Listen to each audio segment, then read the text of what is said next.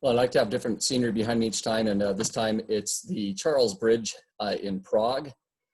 Uh, this is actually the second take on this recording. Technical difficulties on the first one, I lost it after I'd finished, so hopefully you'll get the better version, because usually it's a little more clean the second time around.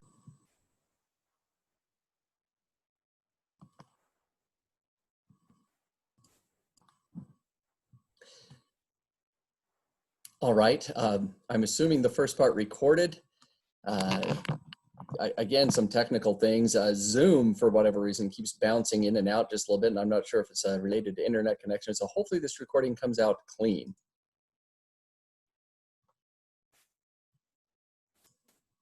In fact, here we are at the bottom of the lecture from the last time from the notes.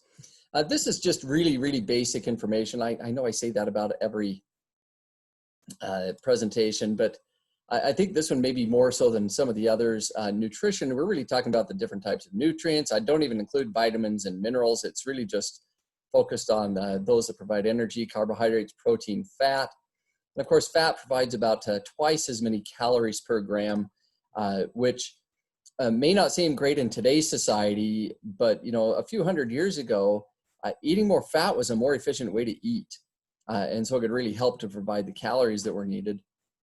And then that also accounts for why we would store fat rather than other things like carbohydrates or protein as a form of energy, because you can pack a lot more energy per gram when storing fat. So it's a far more efficient way to store it. For each of these nutrients, I've divided them out into some basic types and really tried to relate them to health just a little bit. So with fats, and this is really focused on triglycerides because that's what are typically taken as calories. Triglycerides, if you will remember, have a glycerol backbone and then 3 fatty acids attached to it. And these 3 fatty acids can be a number of different types of fatty acids, and that's what actually determines the relative healthiness of a particular fat. Saturated fatty acids are come from animal sources generally. And so things like milk, butter, cheese, meats will all have saturated fatty acids. And these are generally associated with poor health outcomes. And that doesn't mean they need to be entirely avoided, but they need to have a limited place in the diet. Unsaturated fats come from plant sources. And I've divided those into monounsaturated and polyunsaturated. The monounsaturated in general are associated with better health outcomes. And monounsaturated fats generally come from sources like olive oil, nuts, fish, and a few other places. Hydrogenated fatty acids are artificial. These are man-made.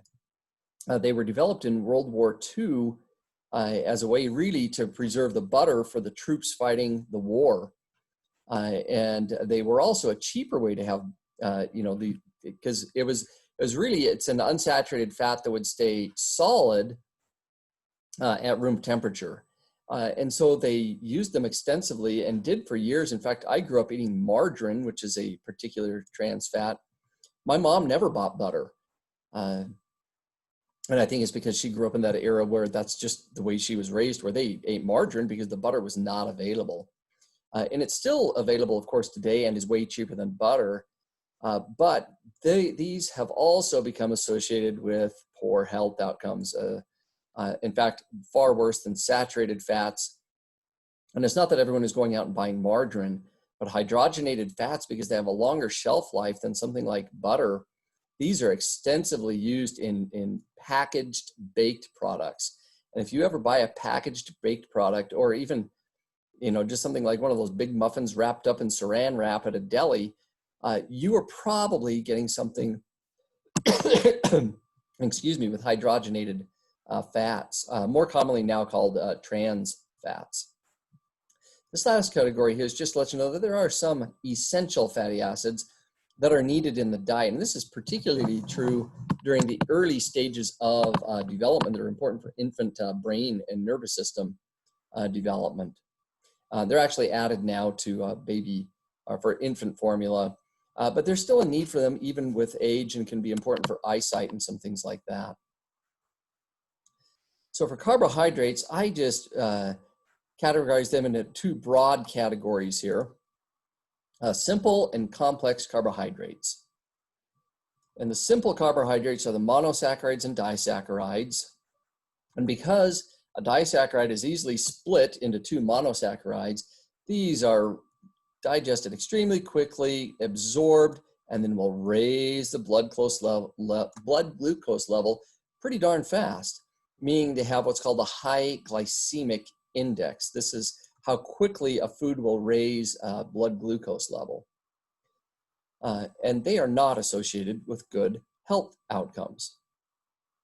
Complex carbohydrates are come from polysaccharides, and I separate those into refined carbohydrates. So think of this as like white flour, starches, so things like white flour, white bread, and I put these in this category because they really tend to work just like simple carbohydrates. You eat white bread and blood glucose can go up really quickly. Some pastas are the same way. Really where your focus should be within complex carbohydrates is in the whole grains. And this is because they tend to have a lower glycemic index, so blood glucose does not go up as quickly. They tend to have more vitamins and minerals associated with them. And they have fiber because you've included the whole grain, including the husk, that the refined carbohydrates do not have. Fiber itself, don't even need to circle it, it's naturally circled here. The fiber itself is actually another type of carbohydrate. It tends to come from two sources. One is the insoluble fiber. That's more like the oat bran or things like that associated with grains, although there's some other insoluble fibers, soluble fibers as well. And then there's also the insoluble fibers. Both of these are associated with good health. And they both should be consumed. The soluble fiber helps to decrease cholesterol. The insoluble fiber, which primarily comes from the carbohydrate that forms the plant cell wall, will come from plant sources. So plant fiber is often the insoluble fiber. Not all plants, but vegetable fiber, let's put it that way. And the insoluble fiber tends to improve colon health by helping to maintain regular bowel movements. Finally, we have proteins. And proteins are generally categorized here as containing essential and non-essential amino acids. And so essential amino acids are, of course, those that we have to take into the diet because the body cannot make them.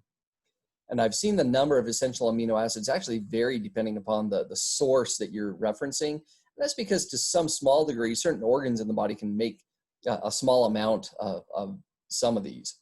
But in general, there's usually about 8 of these, and I've seen it from 6 to 9.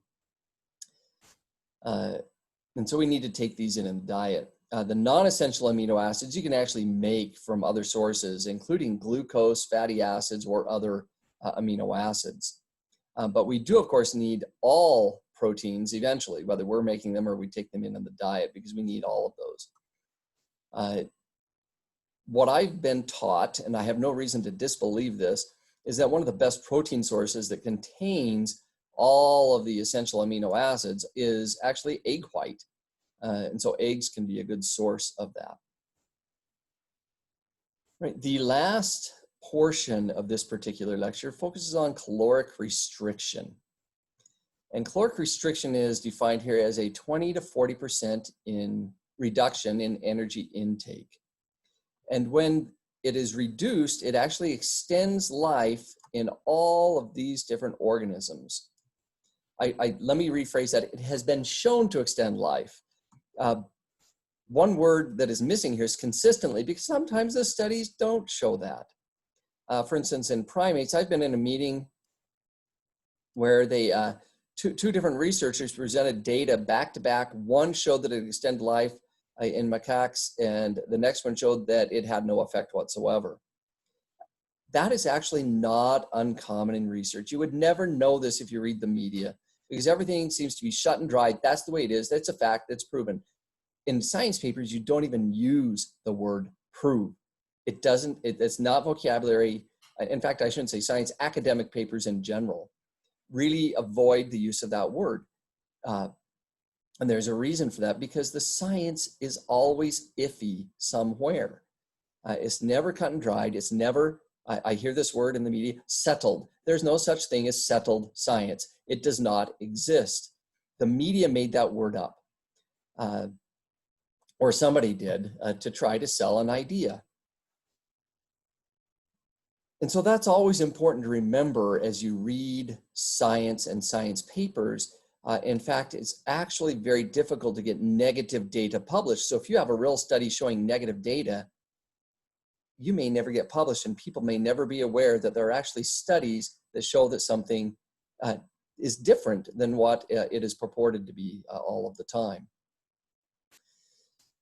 So what else does caloric restriction do besides extend life? Well, it also promotes healthy aging, slowing the aging process. So not only might you live longer, but you'll also be healthier. You'll have less disease. It decreases risk of disease. And we're going to talk in a moment about a few mechanisms by which this may happen. Well, these studies on other organisms are all great, but they're not on humans.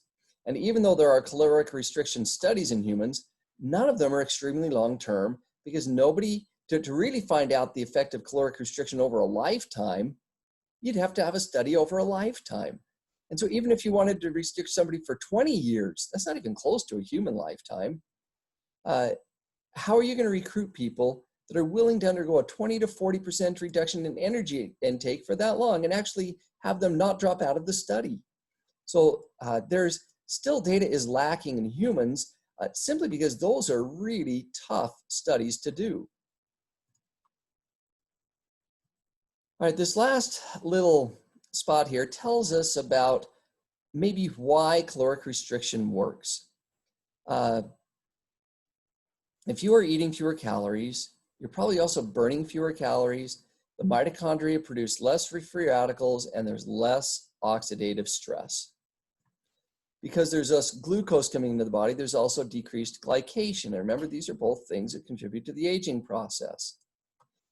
Finally, caloric restriction activates SIRT1, which is an important signaling molecule that we discussed in skeletal muscle as promoting, or rather having, I shouldn't say promoting, it plays a role in skeletal muscle regeneration in elderly, it was actually in animals, so in older animals. Well, how does SIRT1 do that? Well, SIRT1 ultimately, this is where most of the research has been done on it. It's a protein that is sensitive to cellular stress related to fuel status. So if a cell gets low on energy, then the SIRT1 protein gets activated, and it increases cell survival mechanisms. So if a cell is not getting enough food, it wants to do what it can to live.